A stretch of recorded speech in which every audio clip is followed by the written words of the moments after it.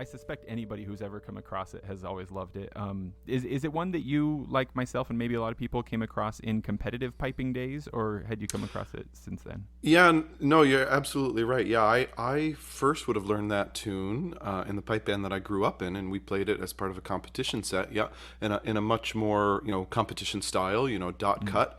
And then I brought the tune. I can't remember exactly how the tune came up as a possibility for Rise and Go, but I had brought the tune to the group, and then we sort of bounced back and forth about how we were going to play it. Was it going to be played in a rounder style or that more dot cut style? And we finally settled on the rounder style on the album. And I don't know, there was something about it smoothing it out in that round kind of way. It felt kind of magical to us. Yeah. Oh, it but, is. Yeah. Yeah. But it did definitely. I mean, that my first encounters with it would have been in a pipe band. Yeah. Yeah. Well, it's not like I ever stopped loving the tune, but that rounder style, I hadn't heard it played that way before. It definitely reinvigorated the tune for me, and I've that's since great. got out my small pipes and played with it a little bit. So I appreciate you kind of dusting it off for me in that way. Personally, I really like the way you did it. Thank you. That's fantastic. It's funny. Sort of old habits die hard, of course. So when I brought it to the band, I almost felt like I was committing some kind of treasonous act to sort of round it out like that. And I really did. It took me a while to sort of accept that this is okay. I'm allowed to do this. And I'm glad that we did end up going that route. Although it's funny, I still work with the pipe band that I grew up in. I still play with it, and it's a grade 4 group right now, and they're playing 2 parts of it as part of an MSR. And one of my students who was learning it at the time, I said, whatever you do, don't listen to the version on Meeting Place, because that's not how you're going to play it, right? It'll screw you up. Or at least don't listen to it until you've learned it the other way first. Till after competition day, right? Right. Yeah. Now, do you think, is that part of, like, I've heard some whistle players and some uilleann pipers before refer to themselves as recovering Great Highland bagpipers? Is that part of it? Like that sense that, like, oh, if you're not playing, the correct embellishments, or if you're not, keeping the dot cut, whatever it is, that you're somehow being bad. Is that part of the recovery? I know what you're saying. Yeah, I not maybe, but not really for me. Because for me, strangely enough, like, piping has sort of branched off into all these different avenues. But as it's gone into all these different avenues, like, where I started with Highland pipes has still kept going. So it's not like I sort of learned to play the Highland pipes and then sort of put that down and left it completely. Right. So I'm still playing Highland pipes, maybe not as much as I once was, but still playing regularly. And but bellows piping and uilleann piping and whistle playing has all sort of blossomed off of that. But they've all kept going sort of in tandem. So one of the things that I actually really think about a lot, maybe too much because I drive myself a little crazy with it, is how to sort of treat each one of those as their own unique instrument. I have students for all of those instruments, and I talk to them a lot about this. Especially the small pipe students that I have who are just interested in small pipes. They're not trying to become competitive Highland pipers. It's perfectly fine to be a Highland piper who gets a set of small pipes and then plays their small pipes exactly the same way that they play their Highland pipes. Same embellishments, same ornamentation, same repertoire, maybe even. That's fine. But for me, I kind of feel like they're different instruments, and I want to treat them as such. And so, more and more and more, I feel not only happy to sort of break the rules and not play the right embellishments, but I feel like I'm actually sort of, for myself anyway, playing them more correctly, or more the way that I want them to sound. Again, not that there's any right or wrong way to go about it, but sort of finding my own style for those bellows pipes. So there definitely was a time where I felt like, oh, if I take a Highland pipe tune and put it on the small pipes, oh, do I have so much liberty? But man, I don't feel that way anymore. You've broken the shackles. Exactly. There was a couple of years ago, Brigitte Campbell was at the Pipers Gathering in Connecticut, and I took a trip. She and Blackie O'Connell, the great uilleann piper, were there, and I had never actually been to the event before, but I took a trip down so that I could meet both of them, because I really admire both of their playing. Yeah. And so I got a chance to sit down and talk with both of them about their approaches to things. And my conversation with Brigida was really interesting. Because she very much plays the small pipes in her own style too, right? She absolutely. It's her own thing. It's not and so we talked about that and sort of how small pipes are their own instrument and can be treated as such, and it validated some of the things that I had already been feeling and doing, but wasn't sure if it was how it was viewed by other people. And then after that conversation, I thought, I don't really care. It's, I'm playing them the way that I like to play them, and I think it's legitimate. So yeah. So they've really, all those pipes are still going in my head and in my repertoire and that, but I kind of treat them all as separate entities to some degree, with some overlap, of course, but they all have their own uniqueness to them. So yep. No, I love hearing that, because it was her album The Reeling that made that click in my head as well. Like, but until then, my small pipes had been mini Highland pipes. Mm-hmm. And after hearing that, it was like, this is its own thing. This is totally its own thing.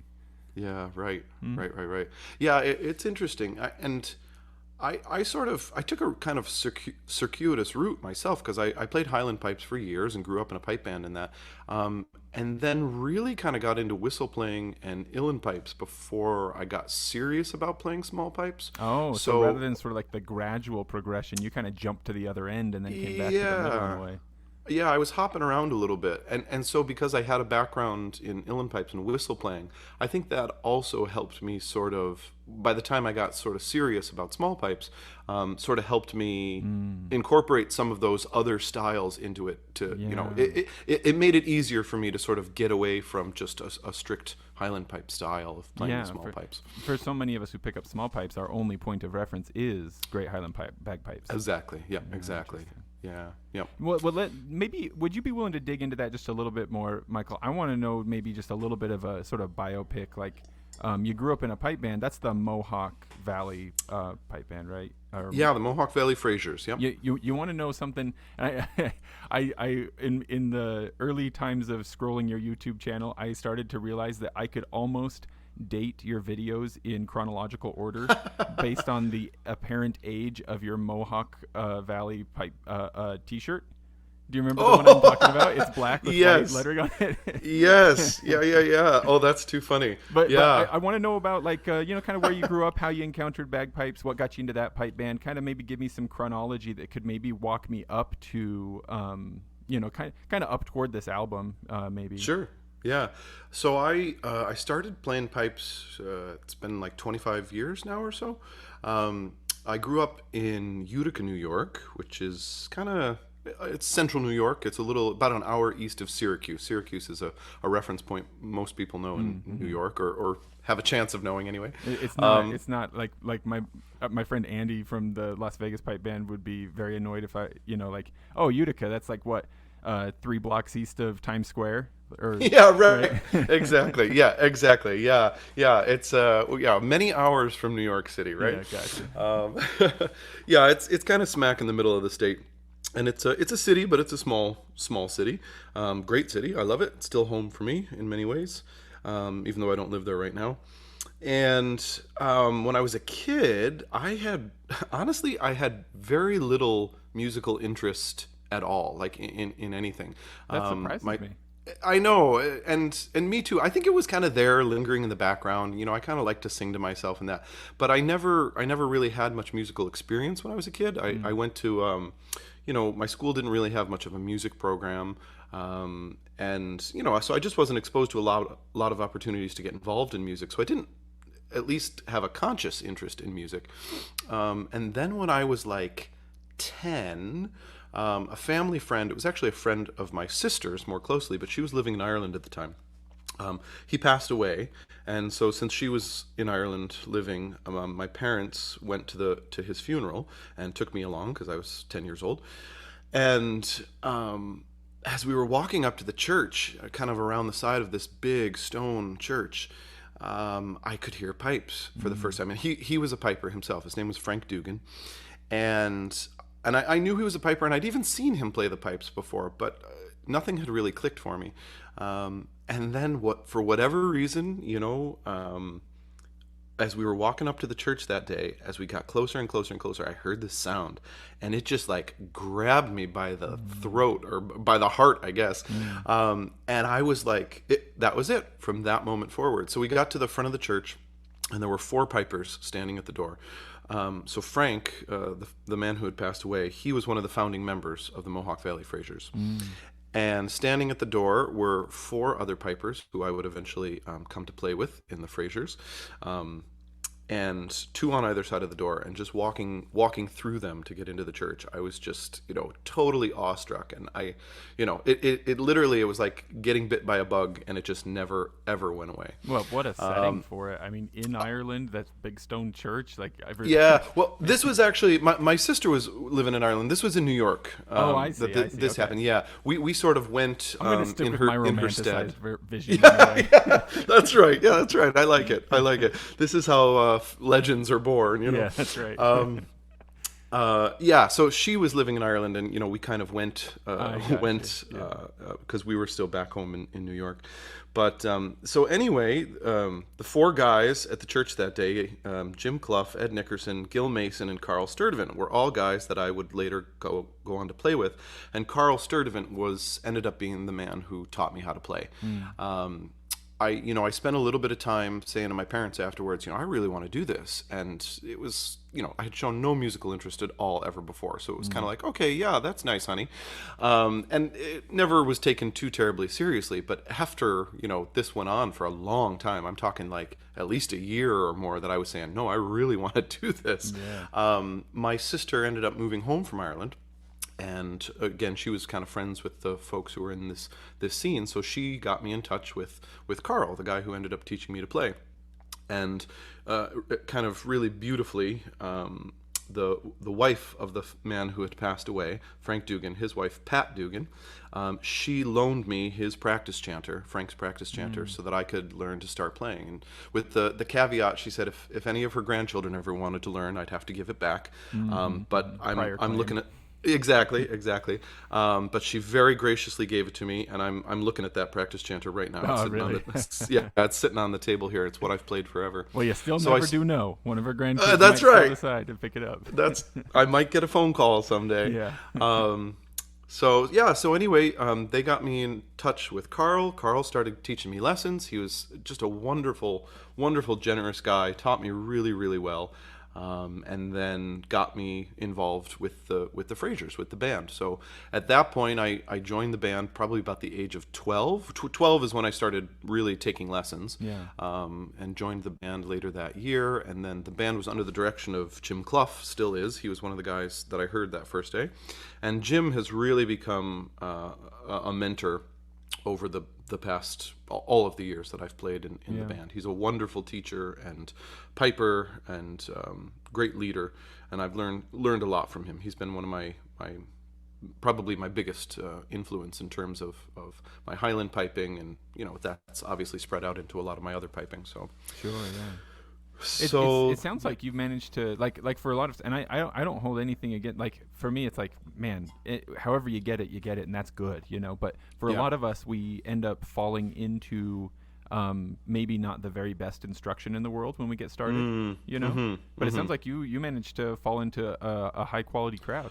Yeah, I've thought about this many times over the years, how lucky I was to sort of be in that place at that time, because you're absolutely right. At that time, Jim Clough was running the Frasers, but he was also one of the founding members of the Oran Moore Pipe Band, which at that time, he and Donald Lindsay ran that together, and it was at the top of grade 2 in the Northeast. Jim was going and teaching at all the big summer schools alongside, the big names, Alistair Gillis and Angus McCall and all those guys. And, he was already a good teacher and was bringing all of that information from summer schools and seeing the pros and bringing that back. And so between him and my first teacher, Carl, it really was, for, a small little upstate New York pipe band, it was a really wonderful environment to start piping in. I got to be around a lot of other good pipers. I got to hear a lot of good piping, and it really I couldn't read a lick of music when I first started to play. So this was your intro to everything musically. Yeah, absolutely. It was my introduction to everything, and I was just kind of an audio sponge. Since I couldn't read music, it was just I was watching everyone and listening to everyone and just soaking it all up. And there was an incredible number of good pipers around me at that time.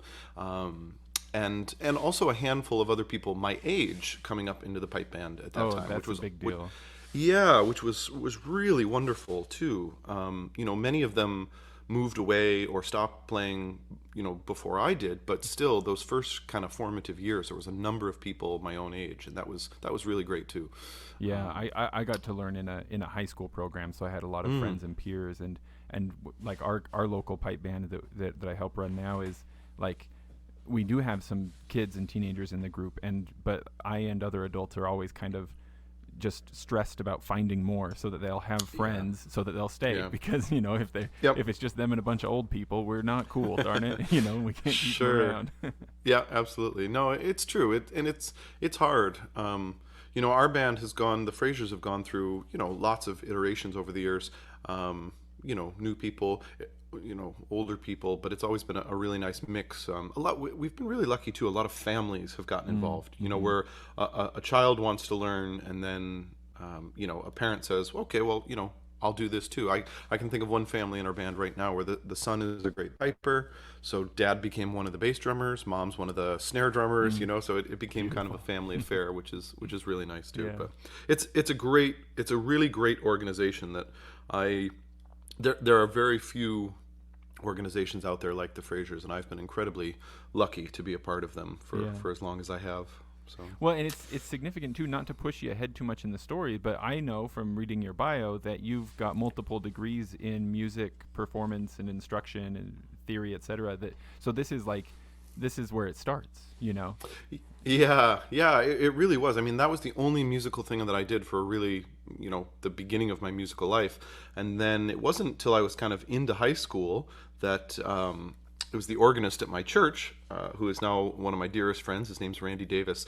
I don't know what he recognized in me or saw in me, but he saw something and said, I think you could sing. And I said, what are you talking about?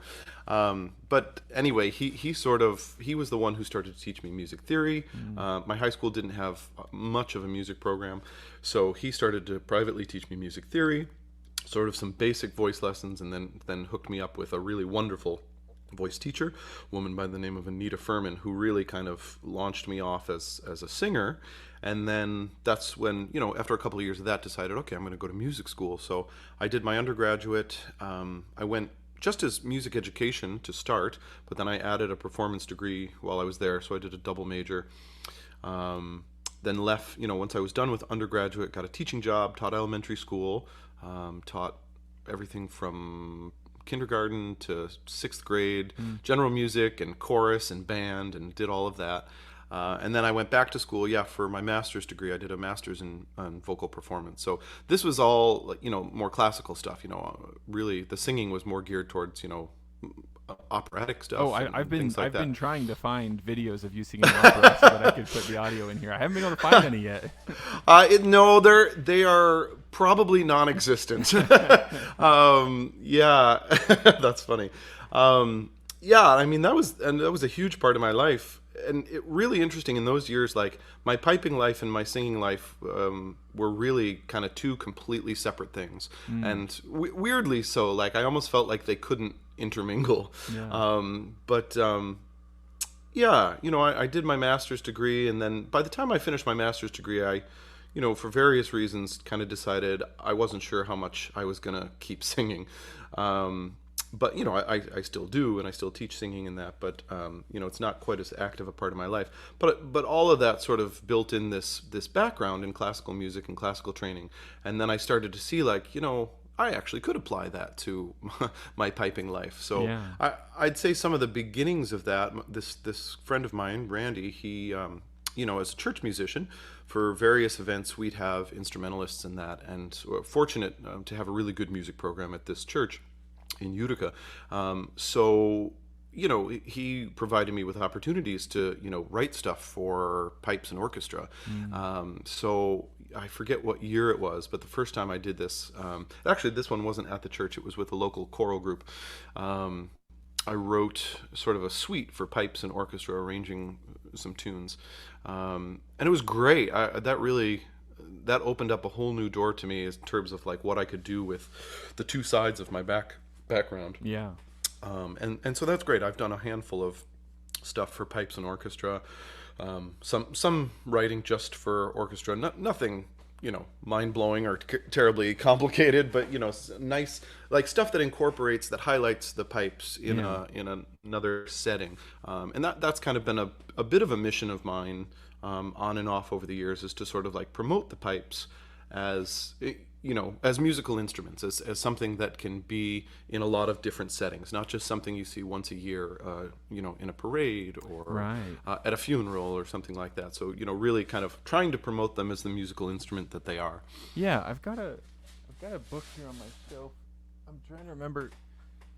Man, Michael, I think might be his first name as well. Dr. Welch.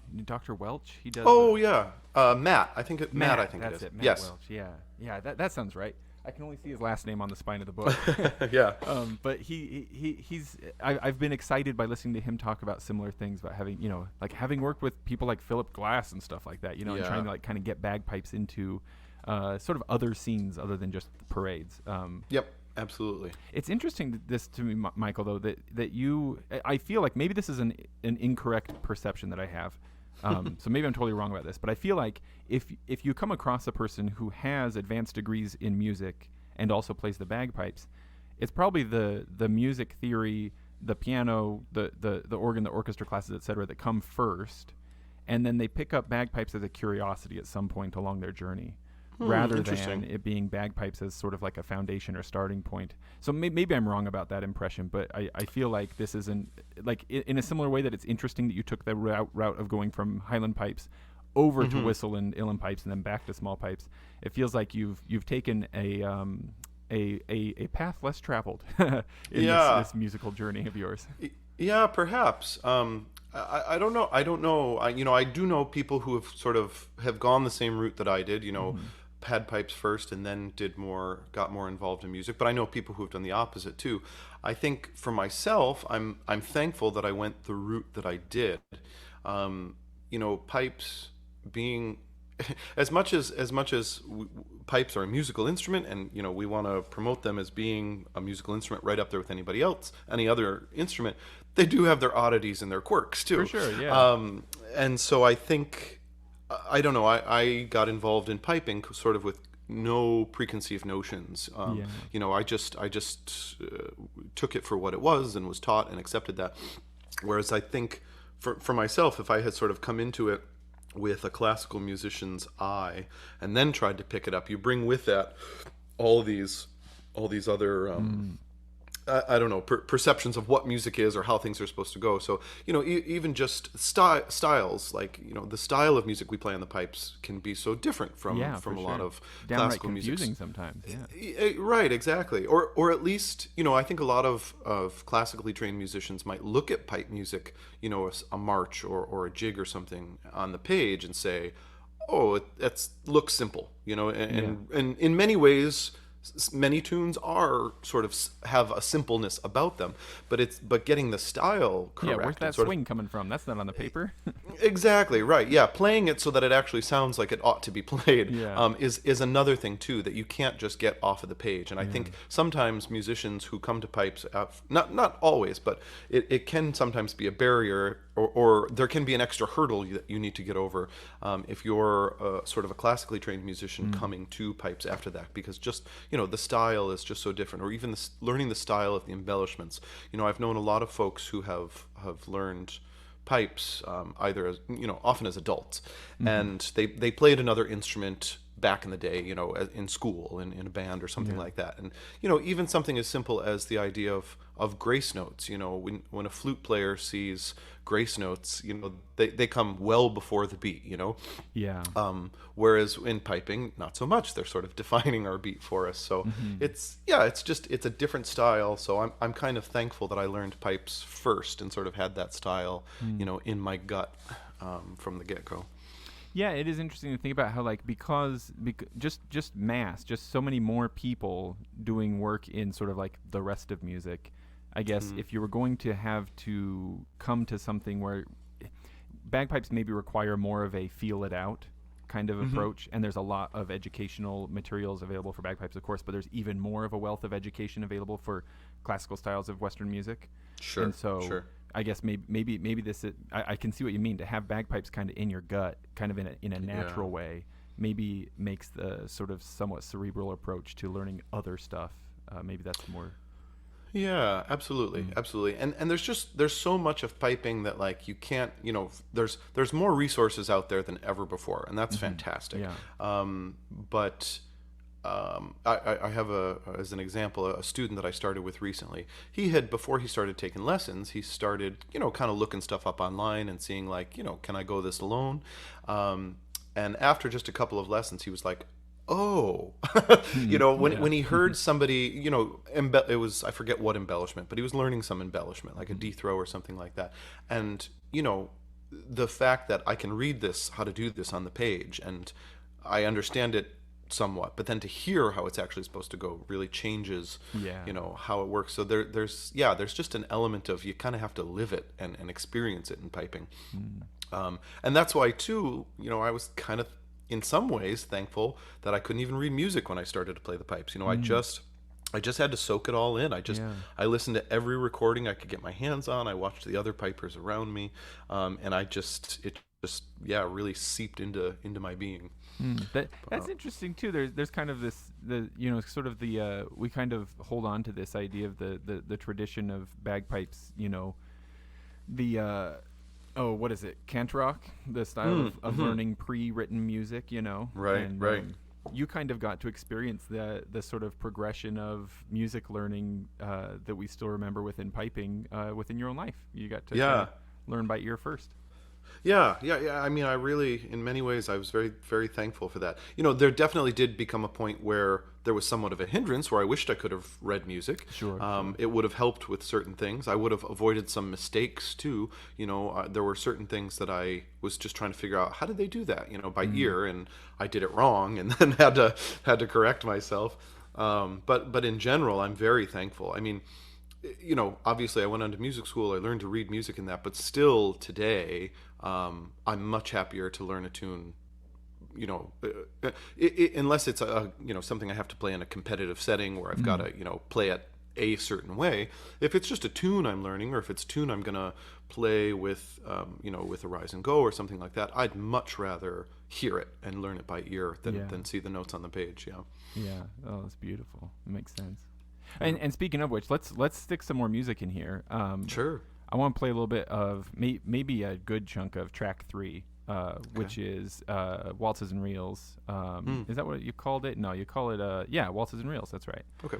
This is the Jewels of the Ocean, the humors of Tulla, and Last Summer's Reel. And the reason I want to play a good chunk of this is because this one strikes me as being an especially great set. Like, the tunes, I feel like, really complement and accent each other by striking this balance between similarity and difference. You can tell when it goes from one tune to the next, but they also belong together.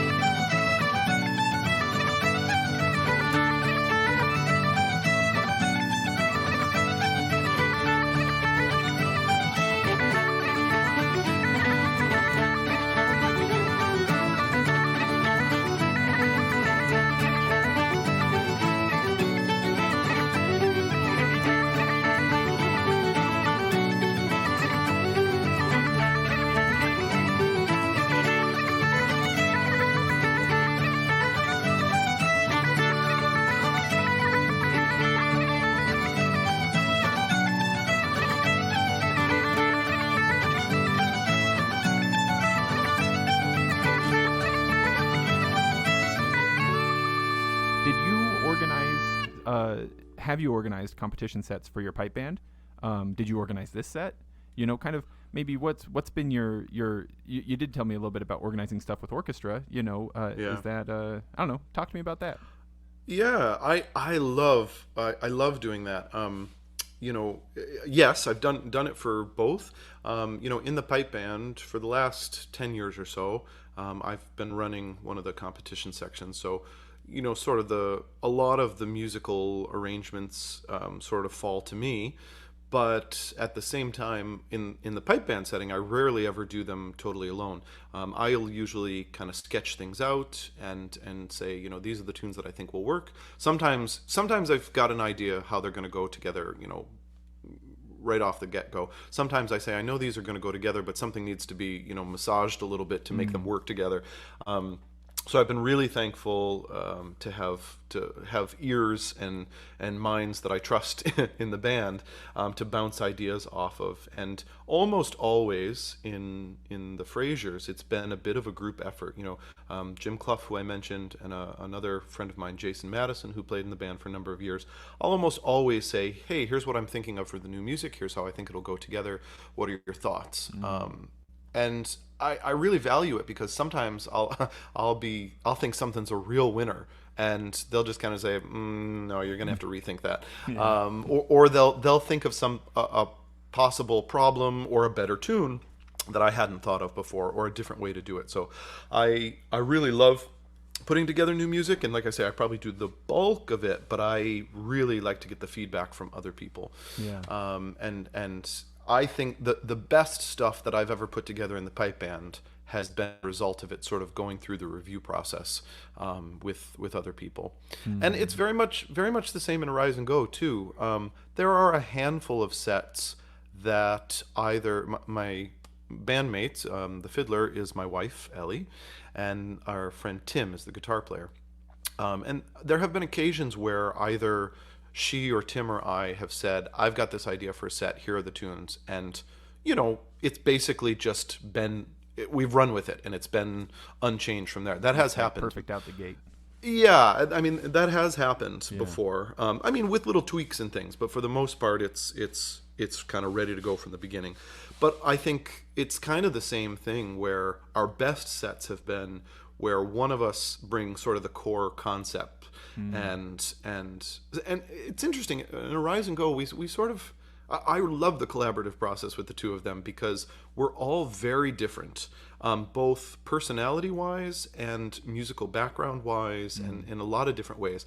And so we really, there's a lot of checks and balances in the group.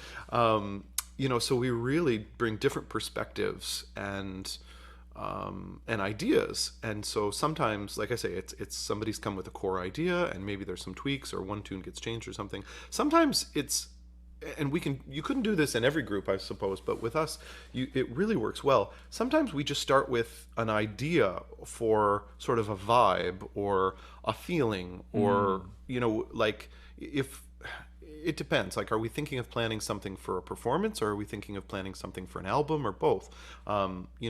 It could be we need something a little slower. We need something a little bit more emotive or introspective. We need something that's, gets people up on their feet, And sometimes it starts as vaguely as that, with just the feeling that we need to go for, and then we work together to build off of that. But I would say most of the time, one of us brings a core idea, or even a single tune as a starting point, and then we build from there. But it's a really interesting process, and I love that process.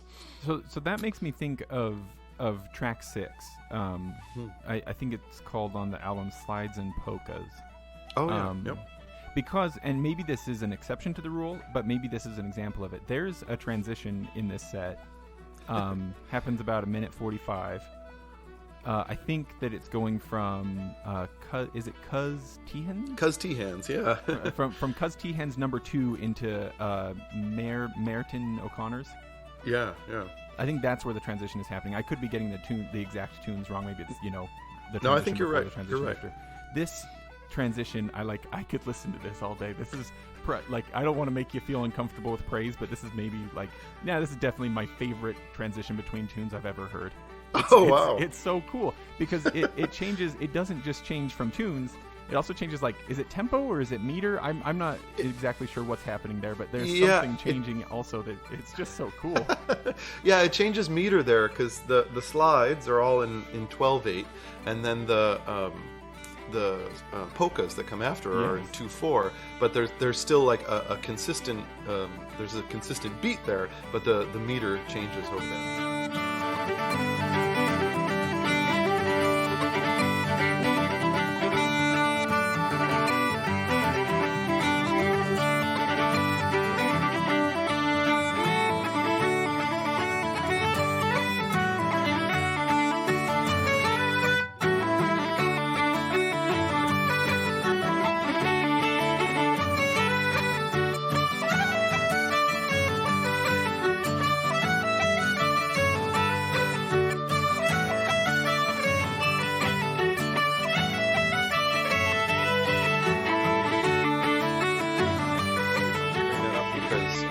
That was one of those moments I remember once when we were working that up and rehearsing it, where we thought that was great. We just thought that was so cool. Yeah. But we're like, we're the only ones who are ever going to even notice that happened. Well, so that's nice to know that it caught your ear. So thank you. It sure did, man. I absolutely love that. And that's what made me wonder, like, just having enjoyed it and then thinking about talking to you, I just thought, like, man, how does a person or a group come up with something like that? Like, is it purely organic that you were like, well, we want to go from this tune to this tune, so let's just do that and it happens?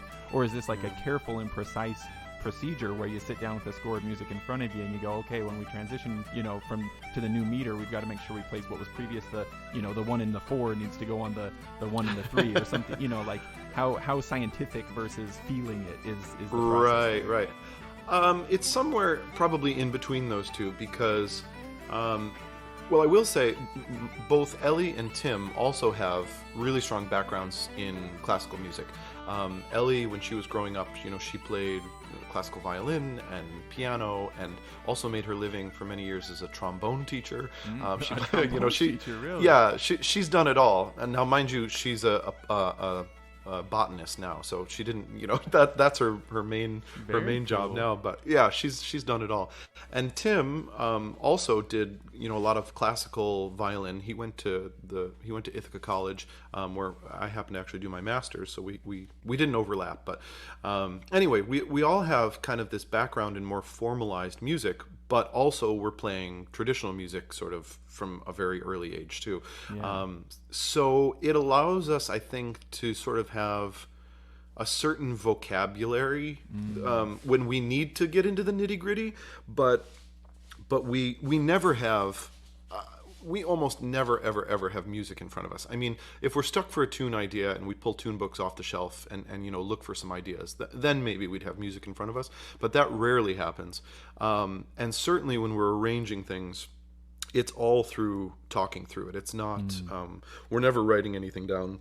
Nothing on the albums, any of our concerts or our albums or anything. There's no scores for any of that. None of it's written out. But it's just sort of, it's talking through it. And we have, like I say, enough of a sort of vocabulary in formalized music that we can sort of just talk through it that way and work it out. So, sometimes it happens like really organically, and then sometimes it does need to be talked through a little bit more, but it's still quite organic in the sense that we're just sitting around and working it out together rather than writing it out on paper and figuring it all out that way. I think that I honestly think that feeling comes through. I feel like if one of you were writing down the score and then bringing it to the others and saying, if you were coming to the others with the score and saying, all right, here's the harmony I want the fiddle to play, and here are the chords I want the guitar to play, here you go, play it the way I wrote it, it would sound like a pipe solo with accompaniment. But what it sounds like instead is a group of musicians who are, the cohesion is there. I think it comes through. Absolutely, yeah. And I think, it allows us to sort of like structure things so that, we kind of see each other as, 3 equal parts in the group sound. Yeah. Even a lot of like pipe and fiddle, the guitar could very easily sort of become the background accompaniment instrument, but we don't try to treat it that way. You know, we try to have all three players sort of be at the fore, because each one is sort of like, you know, we're all contributing sort of in equal parts. So yeah, I think you're right. The process that we go through to arrange stuff really allows for that, for each voice to kind of come through in their own way. Yeah. Now, speaking of the other members of the group, just to review real quick, we've got you on pipes, we've got Ellie on fiddle, and we've got Tim on guitar and some other strings, but also his foot percussion. The foot percussion stuff. I want to look at the first track on the album, this Acadian Reel. Yeah. This one, man, I saw a video of you guys playing this one before I'd listened to the album, and it didn't take more than one listen to be hooked.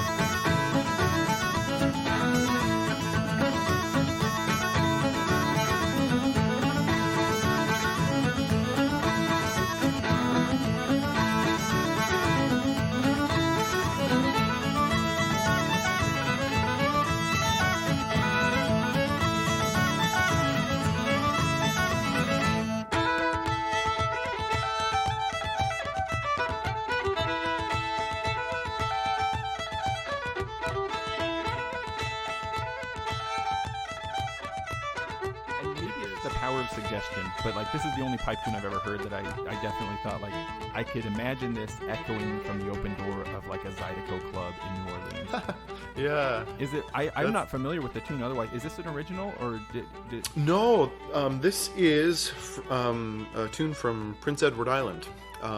It's interesting, you know, you say that though because of the French connection to Prince Edward Island. Yeah. There is a definite connection there with that style of music. So this is a tune by Edward Arsenault. The Arsenault name is throughout Prince Edward Island. I think multiple families with the same last name. But anyway, they're Edward Arsenault wrote this tune. There was another fiddler who I believe, if I'm no expert in this area, but I believe he was a separate fiddler named Eddie Arsenault. So there was Eddie and Edward. Well, that's not Eddie confusing.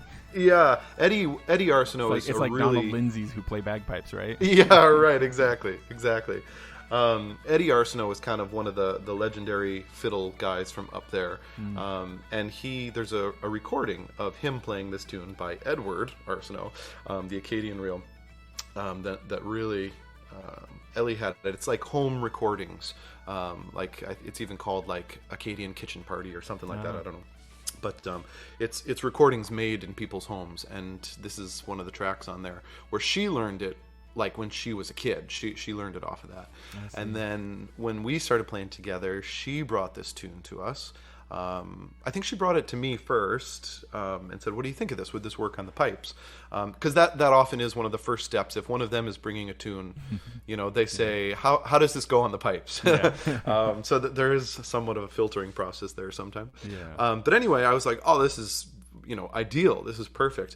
And then what really makes that tune so special, though, I mean, it's a great tune as it is, but it was Ellie's idea to, in a lot of Quebecois music and Acadian music, there are tunes that are irregular, like they have an uneven number of beats or measures. Yeah. And it gives them sort of this a really interesting and unique feel, where you're kind of caught off guard and keeps you, I don't know, on your toes, I guess. But anyway, this tune, as it originally was written, was not like that. It was just an even reel.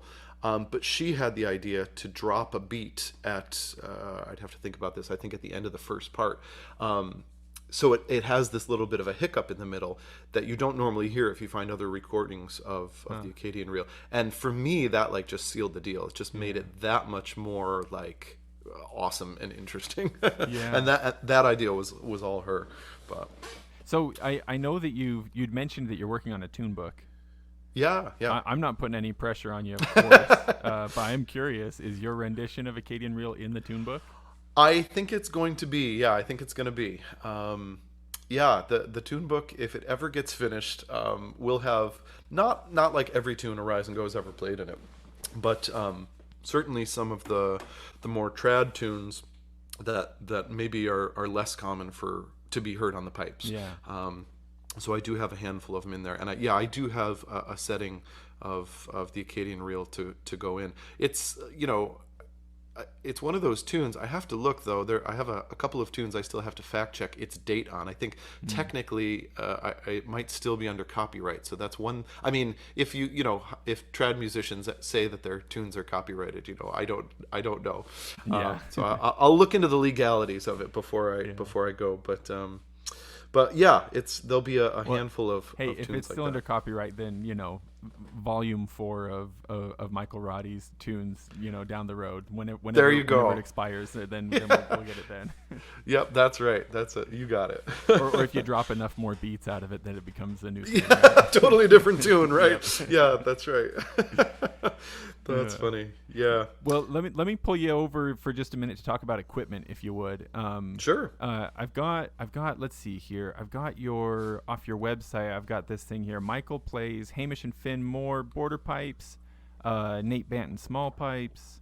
Help me pronounce this one. Is it Cillian or Cillian O'Brien? Cillian O'Brien. Cillian.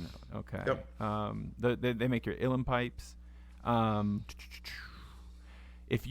So here's one thing that I've enjoyed. I enjoyed watching your you had a series of videos called was it called the Tune Yard? Oh yeah. I felt like, were you putting those out during COVID, or was it just that I was watching them during COVID?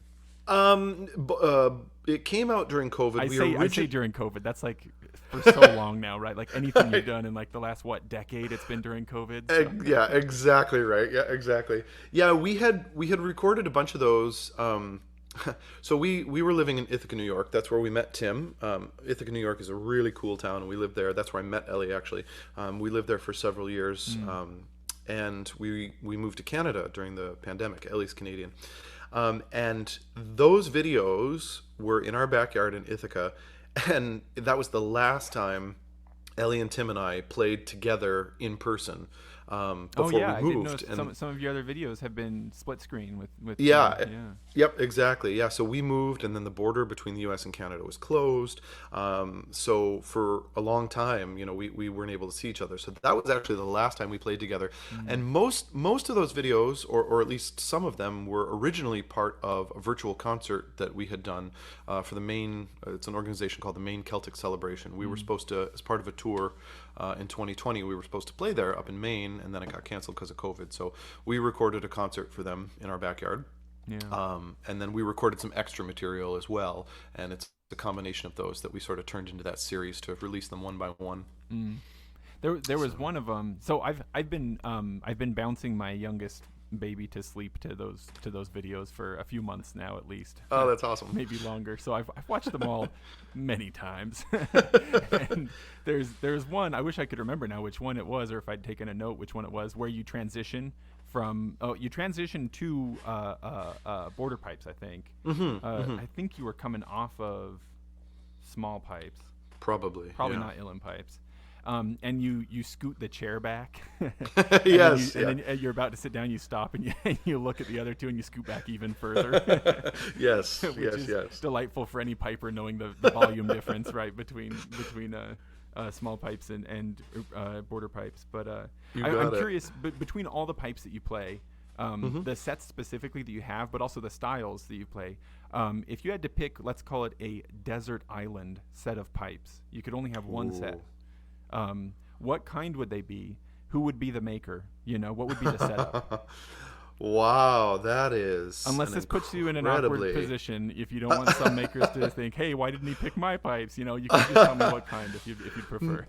No, that's incredibly hard. I like asking the hard questions. Yeah, really. I didn't know this would be such a hard-hitting interview.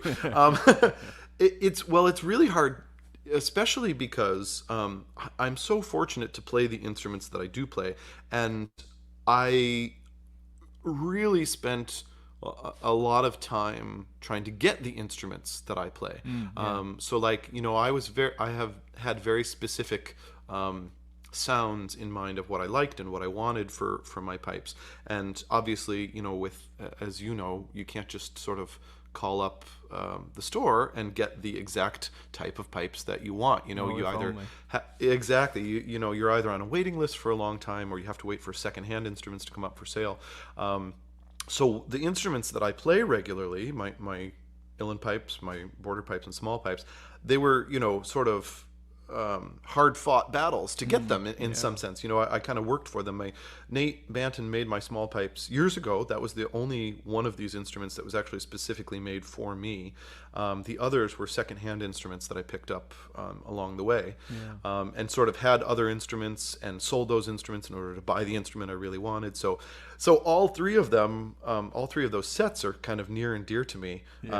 I feel like I'm betraying them a little bit to think about. I would say I absolutely adore my set of border pipes from Finn and Hamish. However, they wouldn't be the set that I would take to the desert island, only because border pipes are just so cantankerous. And I drive myself crazy, and it's nice to be able to get a break from the volume too. So I love them to death, and I love playing them. But it wouldn't be those. But it would be a really hard-fought battle between the small pipes and the uilleann pipes, because they're both so different in my mind. It's easier for me to sort of pick between small pipes, border pipes, and highland pipes. I could say, I'd take the small pipes to the desert island for sure, and it would be a Nate Banton set. But gosh, uilleann pipes and small pipes, the uilleann pipes are really near and dear to my heart too.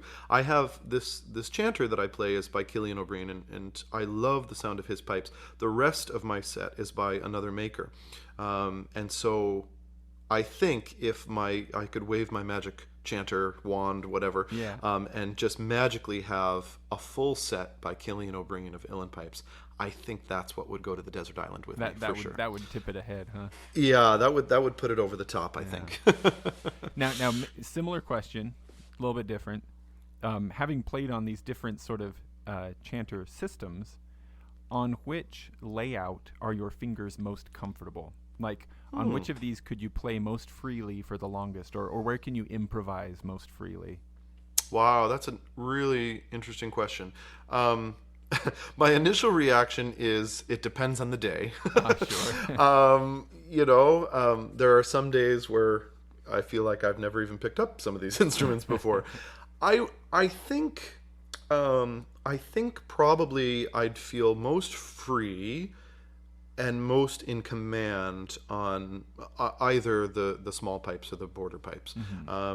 Only because that's what I've, Scottish piping is what I've done the longest. So even if I'm playing in sort of a non-traditional style of Scottish piping, breaking the mold of Highland pipes in that, different embellishments or different styles in that, I think I would still probably feel the most at home on those instruments, and the most at home to sort of improvise and be a little more free. At the same time, I've been teaching a lot of uilleann pipes online throughout COVID, and it's forced me to really think about how I play and how I approach things. And as I break it down for students, I'm breaking it down for myself too. And so I have I've been thinking about that a lot lately, because there are times when I'll go after a long stretch of playing uilleann pipes or teaching uilleann pipes, and I haven't picked up the small pipes for days or even a couple weeks, where suddenly I'm like feel more at home on the uilleann pipes, and it's a newer instrument to me. I mean, we're still talking, I don't know, 10 or 15 years or something, but I haven't been with it as long as Scottish pipes, but there are times when it starts to feel, it's definitely gotten to be a much more comfortable instrument for me. But yeah. Do you find that like playing whistles in different keys, for example, your uilleann pipes, I'm guessing you're probably set up with a D chanter? That's the more common of them. I guess the reason I asked this, when I was a kid, my parents put me in a piano program where they taught. The first time I learned music was with what's called fixed do solfege. Yeah. Yep. Which I gather is more common in Europe, but not as common here. Yeah, I think you're probably right. Basically, it just screwed me up, because from there, then I had to learn the letter name system when I was in middle school, and then in high school in music theory, I had to learn typical solfege. I didn't even know that do could move, Yeah. Where I'm, so my brain though now, decades hence, I still think in fixed do, so like interesting. If I'm thinking in D major, I'm thinking re with a fa sharp. Wow. Okay. You know what I mean? So it's kind of screwed up, and so it does make me think, like when I'm playing like a low D whistle, I'm thinking in that through the lens of an A bagpipe chanter. Interesting. So are you at a point where when you pick up any one of these chanters, whatever key it's in, you're thinking in the sounding note, or are you going home to Great Highland bagpipes every time you pick up a chanter? Yeah, okay. I think when I first started to play whistle and uilleann pipes more regularly, and suddenly, D uilleann pipe chanter, D whistle, I was sort of relating a lot to the Highland pipe chanter, but now they've really kind of separated out in my head completely. So yeah, I think probably for a time maybe I kept thinking back to things in terms of the Highland pipe scale and that, but not so much. Not so much for a long time. When I went to music school, I remember my freshman year, there was the class was called ear training or sight singing and ear training or something like that, and the teacher that I had for that, it was movable do. That's what we learned. There was not fixed do, and I didn't even learn that the fixed do existed, until a while later. And I thought, how could anybody do that? That blew my mind. So it's always seemed easier to me to sort of think in that movable do. But yeah, I think that's more how my head works. So to some degree, my marveling at you and other multi-instrumentalists is just the limitations of my own upbringing. Maybe, I don't know. Yeah, it's interesting. But I know for a long time, like when I learned, and I tell this to, I have a handful of students who are learning to play the uilleann pipes, but coming from Highland pipes, and There is like a kind of at least for me, there was a shift in thinking, like to get away from, I can only think in terms of the Highland piping scale. All my fingers are down. What note is that on the Highland pipe chanter versus all my fingers are down, and finally I was, they separated out, and I can think of them both completely independently now. But it took a little while to get used to that, for sure. Yep. Now, I kind of skipped over a little bit. I wanted to ask you more about Tim's foot percussion. Oh yeah, yep. Track 4, I think, is a good has some good examples of that. Maybe I'll play some of track 4 here real quick. Great. I'll put it in post. That's the Dirty B. Oh, cool. Yeah.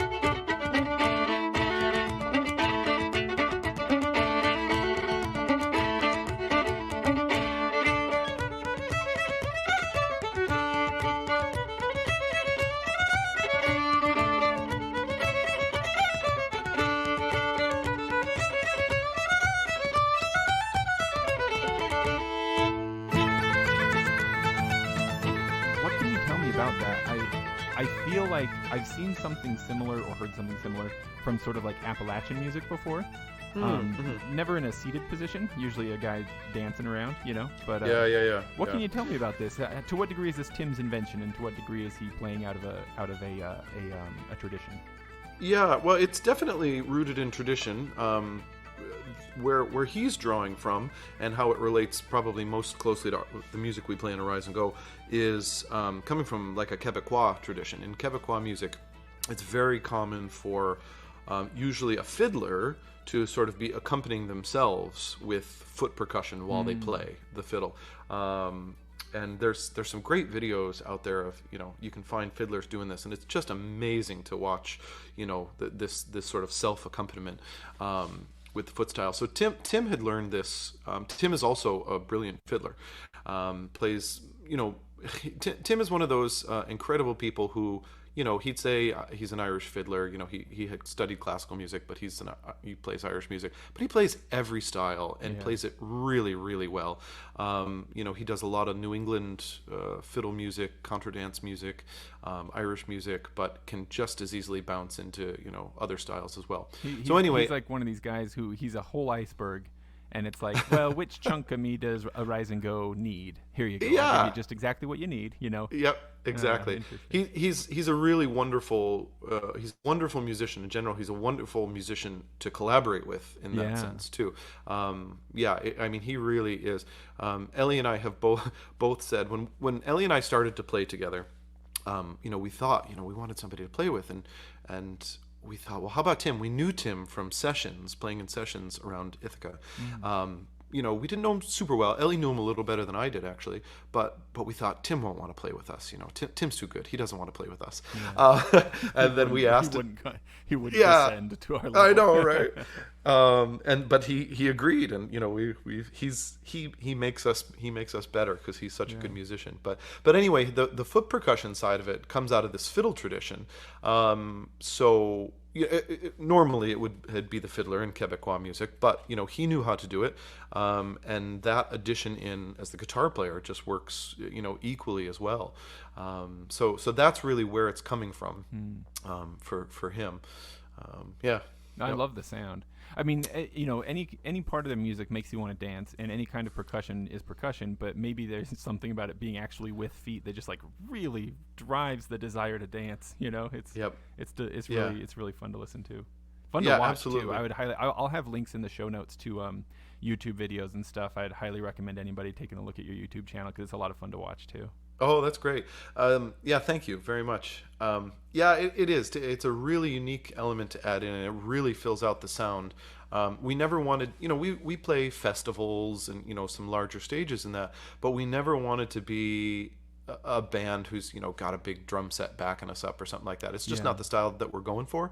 And that, when we added the foot percussion in, it was like, oh, this is that little extra, no pun intended, kick that we need. Take the pun. To sort of, I love puns. To sort of fill out that sound a little bit, so... it's been a great addition to the band sound.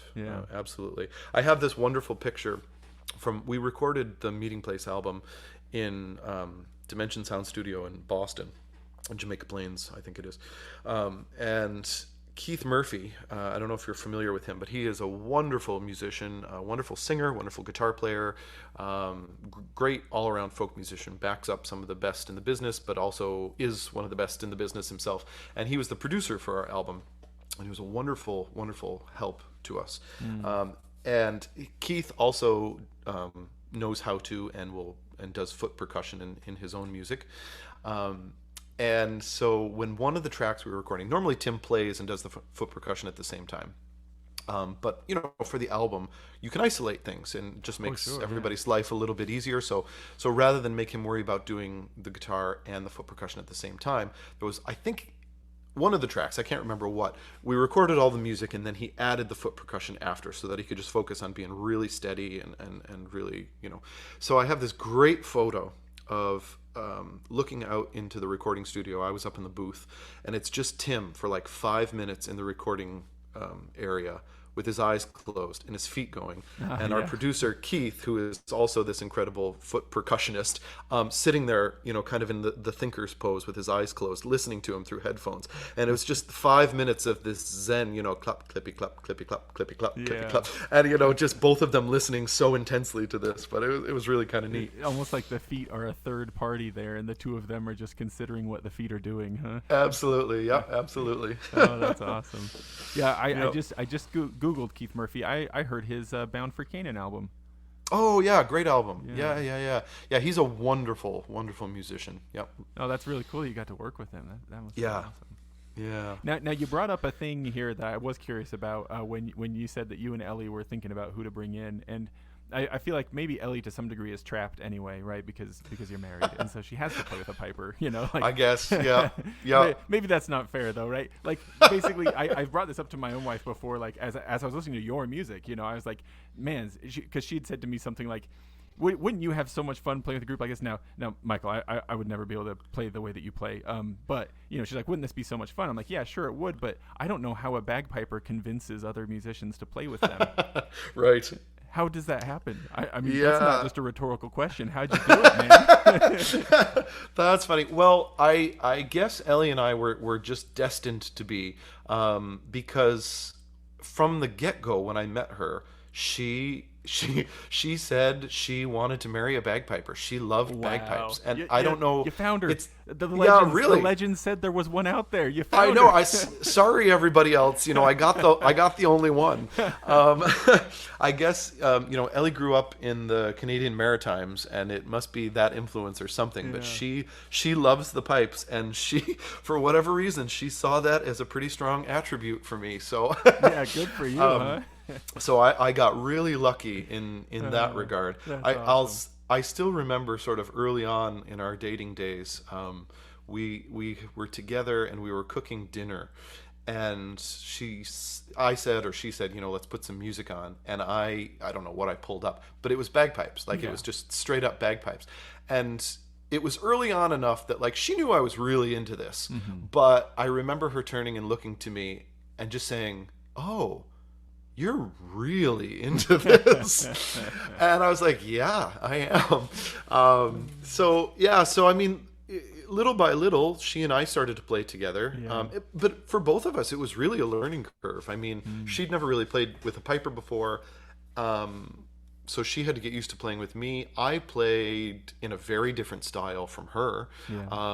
So we really had to learn how to play together. And for a long time, sort of musically butted heads, just because we were kind of coming from such different backgrounds. And it took me a long time to sort of as I was sort of breaking out of some of the rigidity of my pipe band playing, she helped me do a lot of that. Whereas I was, prone to play things really kind of metronomically straight and round. She was often playing with a lot more swing and just a very different accent than I was used to playing with, and so I had a lot to learn, and she really helped a lot with that, and she has definitely had to adjust to learn to play with pipes as well. So there's been big learning curves on both of our parts there, and then as far as getting somebody else to play with us, we like I said, we knew Tim from sessions. So, I think, I don't know, I'd have to ask him if this is true, but I think, we kind of maybe started to win Tim over with the idea of more uilleann pipes and Irish music first, because he'd seen me play. Right. Yeah, exactly. He'd seen us play at the session. We'd played together before. So, that was a somewhat logical thing for us to do, to play together. I know for Tim though, playing with Scottish pipes was a much less familiar thing. So kind of had to introduce him to that. But the Scottish side of things connected to enough of the music that Ellie did, or parts of the music that Ellie did, that we could sort of present a united musical idea and that he could get on board with. But like I say, all three of us come from really different musical backgrounds, some overlap, but definitely different focuses. So we learn from each other all the time, and bring very different things to the table. But and as far as convincing them, to play with the piper, a lot of that is trying. I try to think about fitting myself into these other styles that we're all bringing to the table. You know, I don't.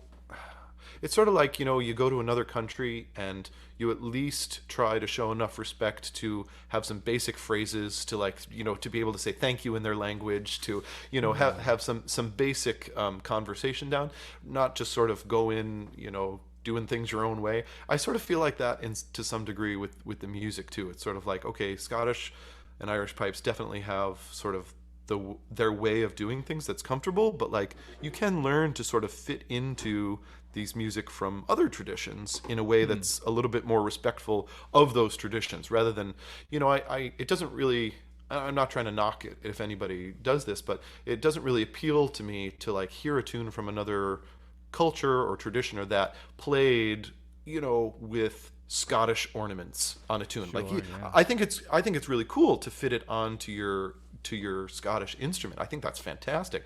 But I think I don't know, I just try to like see if there's a way for me to sort of adapt it to that tradition so that it sounds a little more natural, I guess. Is what I'm trying to say.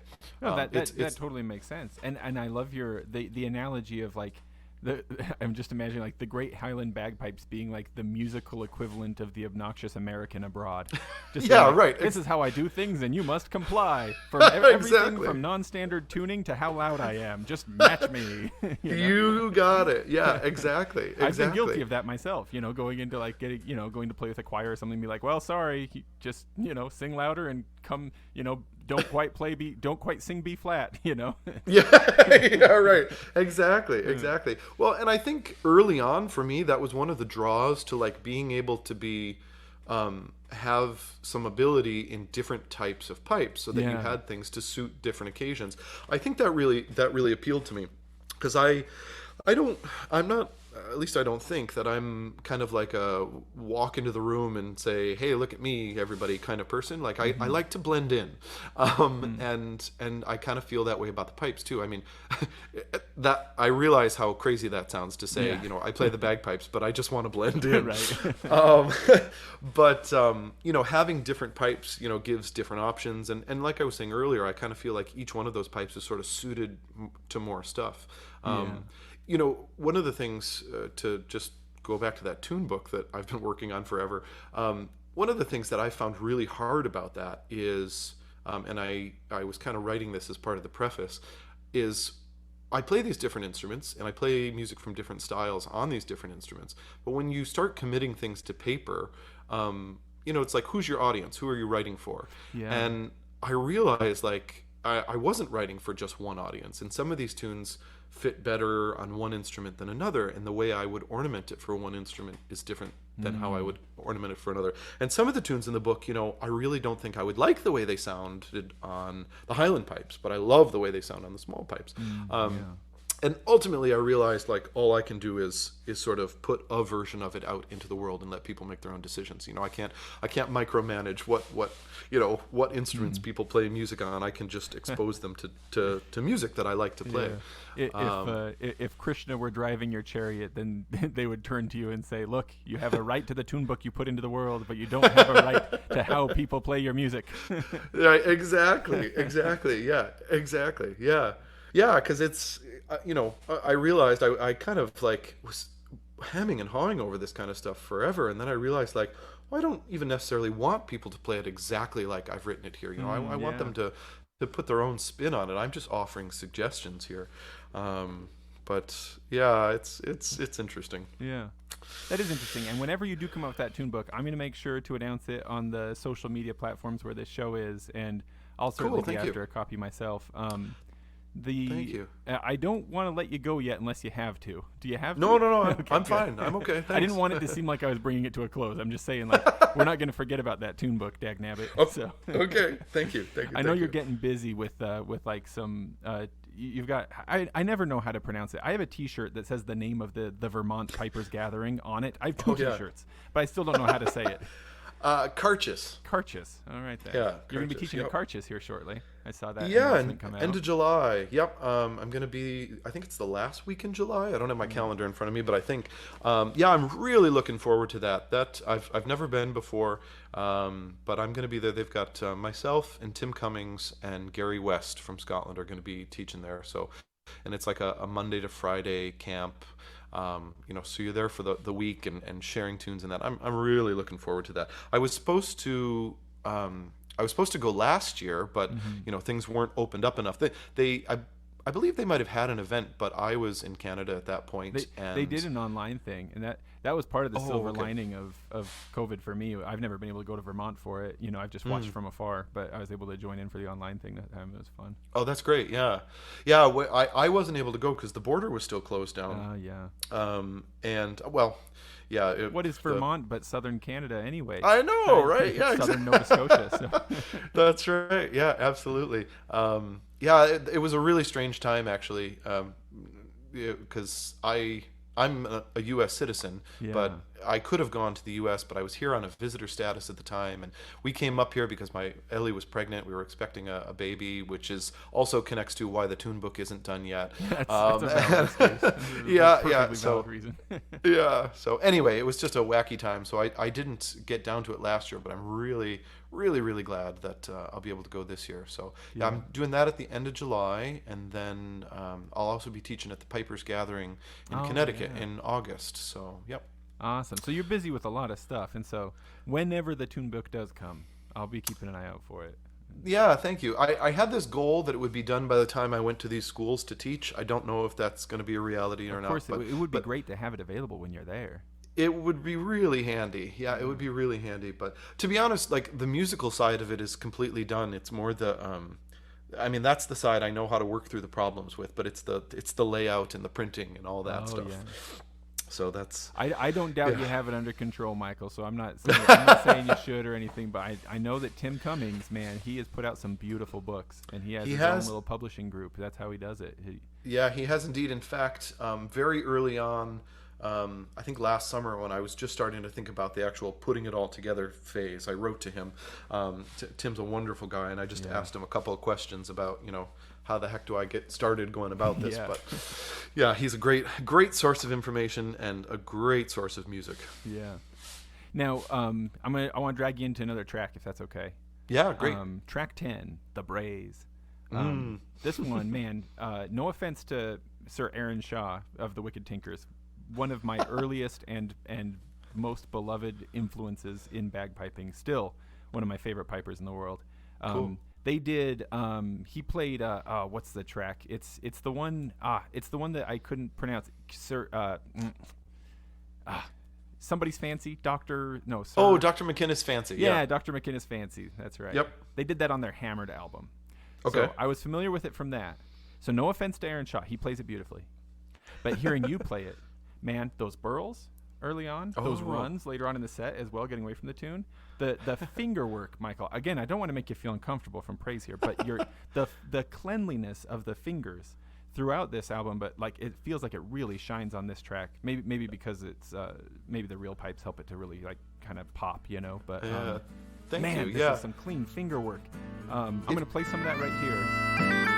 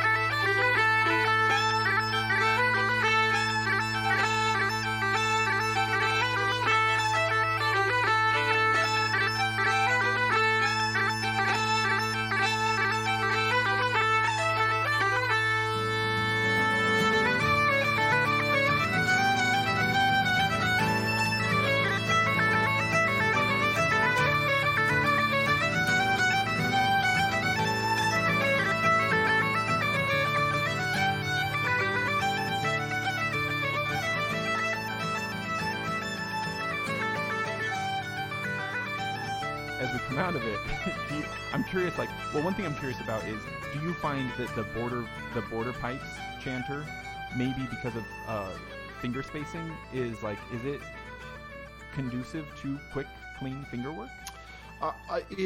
In many ways it is. I've played a number of border pipe chanters over the years, and they all seem to sort of help with some of that cleanliness, at least in my fingers. I find, but there is something and stuff, right? Yeah, absolutely. But there is something particularly wonderful about this chanter for me, from Finn Moore.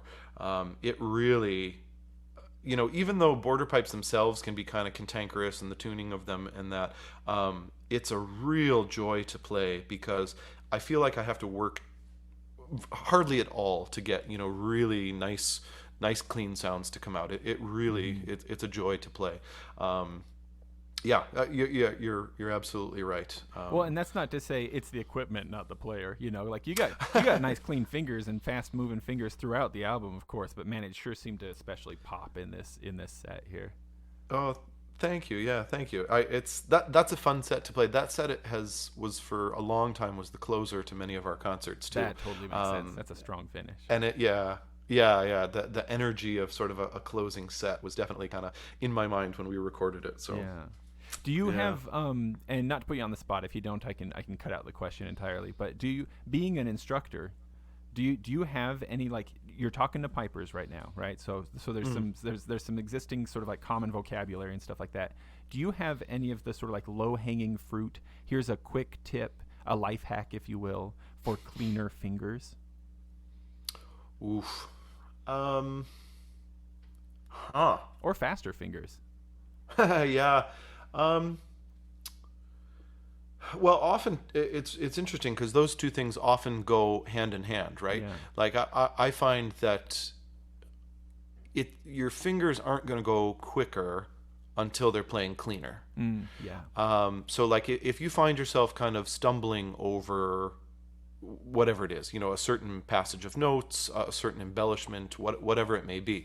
If you have these little stumbling blocks that aren't clean, it's going to impede you getting to a faster tempo, in my experience.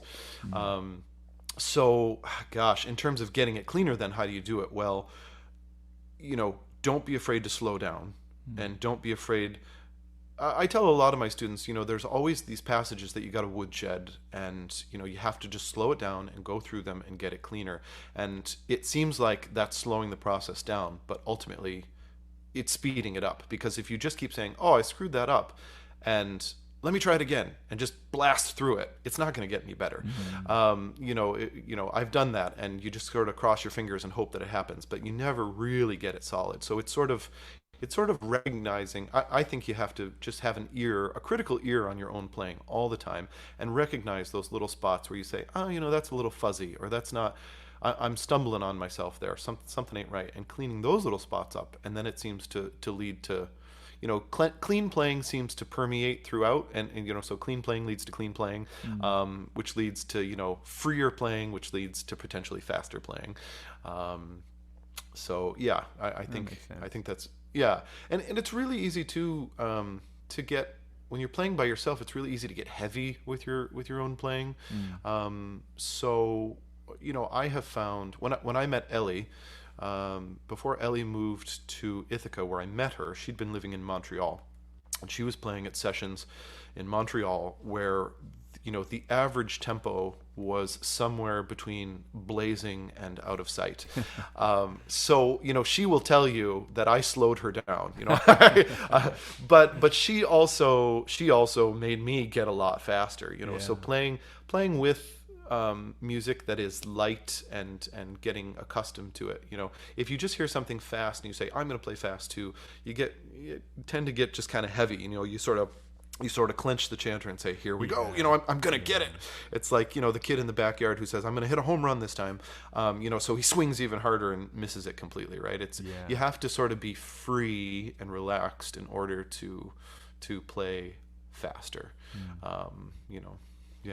Yeah, that can be a really frustrating sort of loop, where the harder you try, the tighter your muscles get, and the less freely stuff moves. Yeah, absolutely. Yeah. And like I say, not being afraid to like slow it down a little bit and get comfortable with it. Playing with other people can sometimes sort of free you up a little bit. There's different tricks, using metronomes to sort of, get, track your progress, just taking a little bit faster rather than trying to jump from medium to blazing speed all at once. Yeah. Or using the metronome to sort of highlight different parts of the music. Playing on the offbeat sometimes can free a person up, depending on the type of tune, little tricks like that. But, yeah, I think at the end of the day, it kind of comes down to really listening to yourself critically and being honest with what am I doing and, how do I improve upon it? Yeah. Just listening to yourself critically. Yeah, speaking of listening to yourself critically, I don't want to dig up the pain that surely all recorded artists feel. But like you mentioned, like how teaching, helps the teacher to learn, right? Absolutely. And certainly like writing your tune book, makes you think about these tunes in a different way as well. Having recorded an album, is it hard for you to listen to the album? Sometimes, yes. Yes. Yeah, it's a little different. Like, I kind of glossed over the whole part of my life that was like singing, and you were saying that you couldn't find any recordings of me singing. That's sort of intentional, because I absolutely could not listen to those. I don't really enjoy listening back to those at all. With pipes, at least, I'm able to sort of separate out. The pipes become this sort of intermediary. So I'm a little less. It's a little less difficult to listen to. There are times, when we first recorded the Meeting Place, there were certain things, you remember how it felt in the moment. You can recall the muscle memory. So, there's parts where, the A's weren't in tune there, and it was really driving me nuts. And so when I listened to it right after recording, it just was like a knife to my ears. Yeah. And now if I go back to it a couple of years out, I say, oh, it's not perfect, but it's, Not I as was bad being a as little, it was in your head, right? right, Yeah. So, so sometimes it can be, but I will say, I have always found it really useful to listen to myself, to learn from recordings of myself. Yeah. So I think from kind of an early age, I just love it.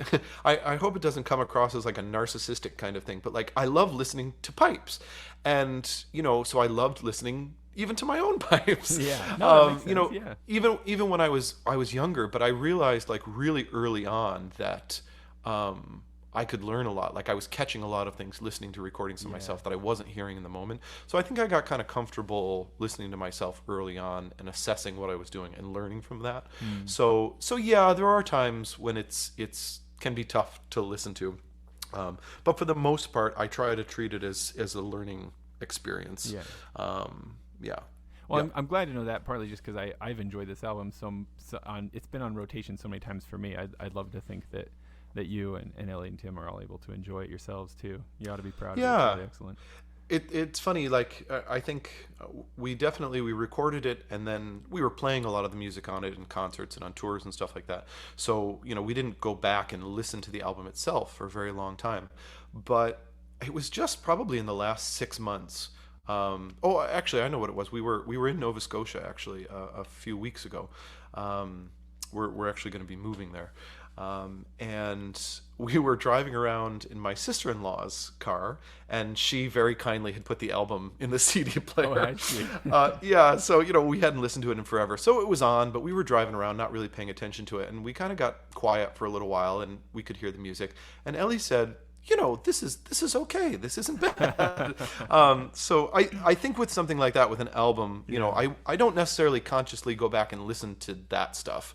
I don't really go back and listen to the album myself, but at the same time, it's nice a little ways out, not right after it's recorded, but a little ways out to go back and say, yeah, I can stand by this. I'm proud of this. That makes sense. I feel like I can hear in the echoes of my own memory, members of maybe either Pink Floyd or some of the Beatles saying something very similar about in one of those sort of like behind the album exposés, where they like do the documentary thing and interview them years later about being like, 12 years after we'd made that album, I happened to hear it on the radio and I thought to myself, that actually is not too bad.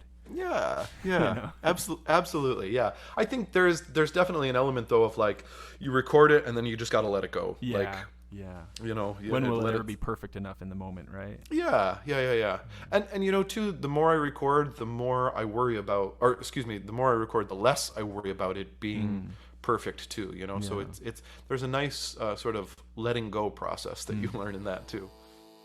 Hello, friends. Just hopping in here real quick to make my standard plug. This podcast, of course, is something that I love doing, and I'll keep doing it no matter what for free, so don't worry about that. But if you want to send me money, I'm never going to say no to that. Well, I shouldn't say never. Maybe there is a situation where I would say no to money, but in most situations, I think that the chances that would be in a situation where I would say no to money are slim enough that at least in general we can say that if you want to send me money, I'm not going to stop you. Easiest way to do that is through Patreon. You can go to patreon.com/droningonpodcast. Of course, I can work out other things too, so let me know if you don't like Patreon. But we do regular drawings for bagpipe-related albums, books, sheet music, droning on swag, all that kind of stuff. And this month, in fact, the drawing is going to be one of Arise and Go's albums, probably the one we're talking about here, the Meeting Place. So those drawings are just pulled from a figurative hat of supporters. So get your name in that hat and get some cool stuff. Another good way to support the show and me is to buy stuff from my little online shop, bagpipeswag.com. It's just a place where myself and some friends put cool bagpipey stuff. We got merch there for various bagpipe artists as well, and bagpipe bands and stuff like that. It's a cool website. Go check it out. There are notes, or there's a link in the show notes. And if you feel so inclined, I also invite you to follow the show on Facebook or Instagram. Trying to get stuff up on YouTube right now as well. But Facebook especially is a place where it's a little easier for me to put out questions to listeners. If I've got upcoming interviews and want ideas, if I'm going to interview somebody that you might know about, and just be able to be like, hey, I'm going to interview this person. Are there any things you want to ask them? It's a fun thing.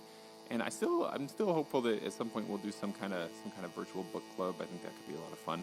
Maybe some bagpipe related books. I think would be the genre we'd be looking at. Anyway, you can always email the podcast at thedroningonpodcast@gmail.com.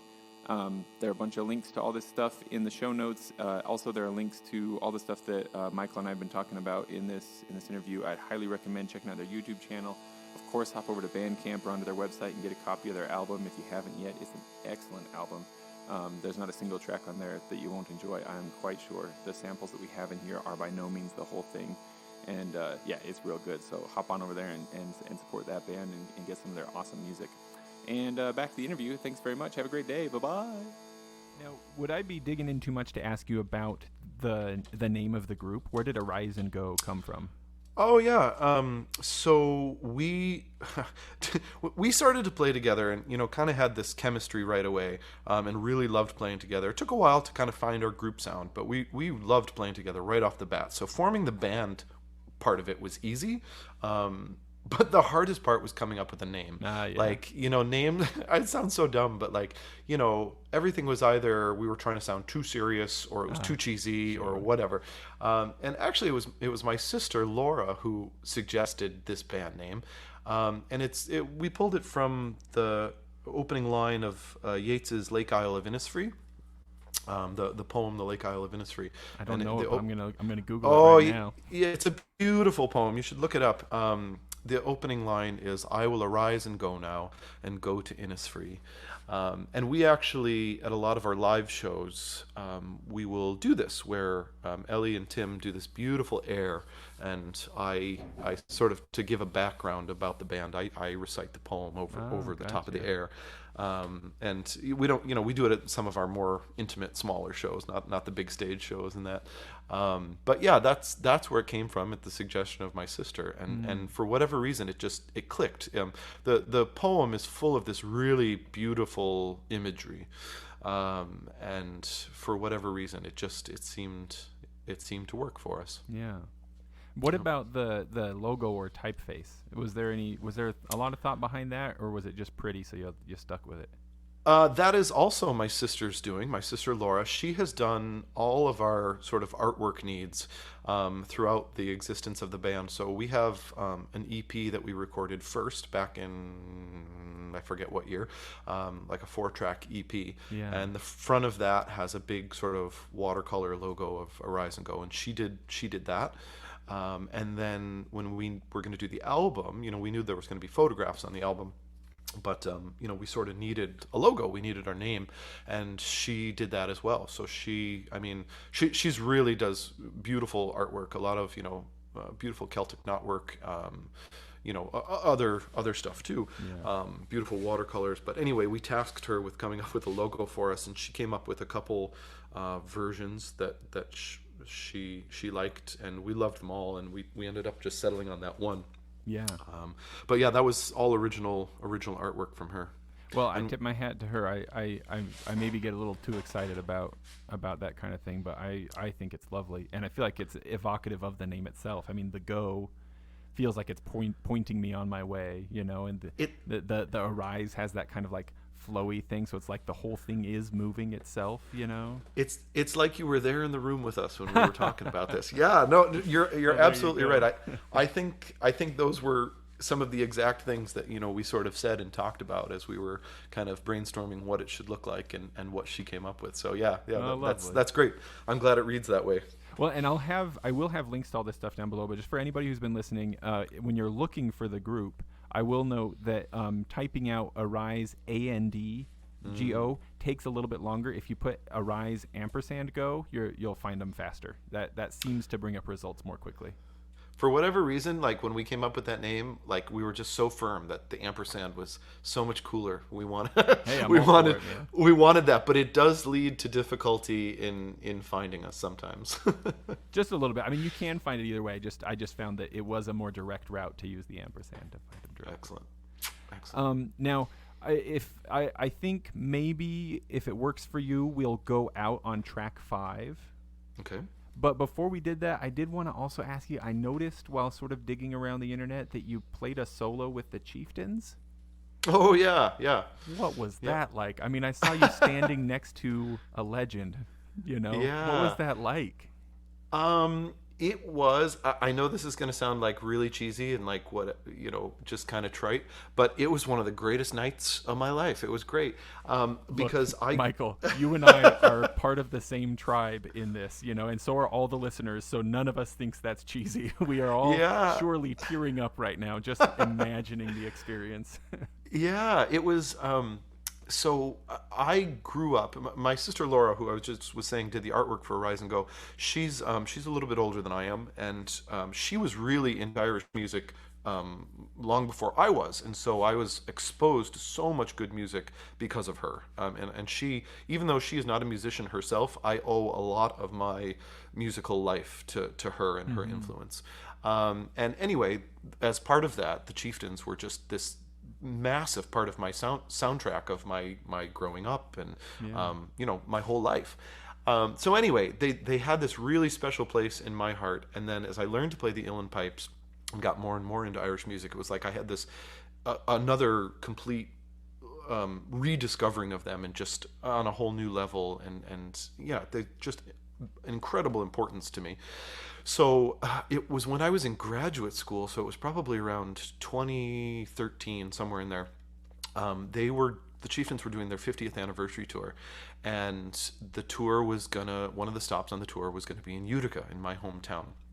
And at that time, everywhere they went, they were inviting a local pipe band to play a set or two with them, because they had a couple sets that they had recorded with Highland pipes.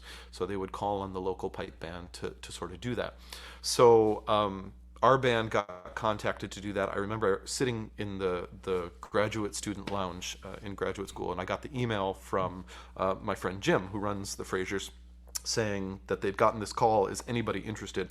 And I, you can attest, James, that I'm not the fastest at responding to emails, but I responded to that email with blazing speed. I'm sure. Count me in. So anyway, we put a group together. The concert happened, I went home to Utica to be a part of this group from the Frasers who did it. And Jim was kind enough at that time, he was in charge, he was the boss man, but he said, why don't you run things today? Wow. He said, it'd be great for you. You'll get a chance to talk to Patty Maloney. And he was really kind of him. And he sort of handed the reins over to me for the day. So we go for the rehearsal in the afternoon just to run through things. And it all goes great, and got to sort of deal with Patty Maloney. Yeah. And at the end of it, the rehearsal was done, and thanks everybody. We'll see you back at whatever time. And before he ran off, I went over to him, and I just over to Patty Maloney, and I just thanked him for all the great music and the huge influence he'd been. And he was very, very humble about it and sort of self-deprecating. And as every uilleann piper says, when you sort of compliment them in their piping, he says, the pipes don't really like being on tour, and they're not playing that great, and blah blah blah blah blah. Course, yeah. But he was just so kind about it, and it was just so really magical to get to meet him. And then as I'm about to walk away and say thank you, he said, would you like to play a little solo bit in the concert tonight?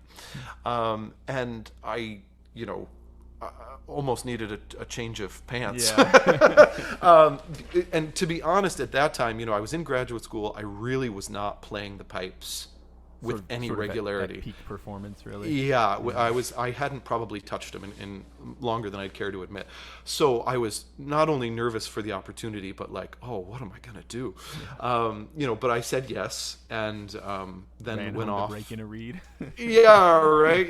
Kind of spent the next little while thinking, what can I play that would sort of be up to snuff, but that I know that I won't fall to pieces over. Right. Yeah. And just picked a couple of reels that fit in well, but it was incredibly nerve-wracking, but just the whole thing, not even just getting to play the solo, just like standing in the wings and getting to watch them play, and just these people who had held such a high place in my whole life, getting to watch them from such a close distance and listening to them. It was absolutely incredible, and I'll be forever thankful for it.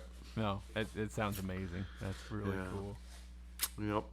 Now, track 5 seems to me like a lovely thing to kind of like fade out on. It's just like a really pretty it's like a fiddle feature, right? You got some whistle in there and stuff too. This is They Took My Wife From Me last night.